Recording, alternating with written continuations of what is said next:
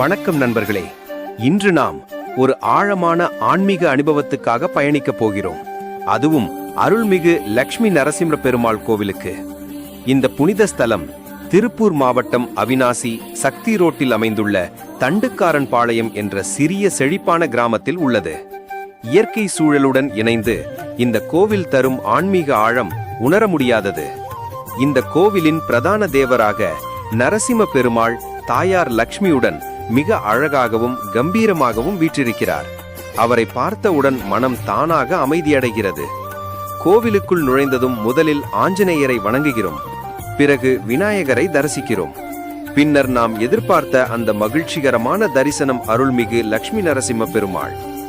ஏராளமான தொழிலதிபர்கள், குறிப்பாக திருப்பூரில் இருந்து ஒவ்வொரு சனிக்கிழமையிலும் இங்கே வந்து இந்த தெய்வ தரிசனத்தை பெறுகிறார்கள்.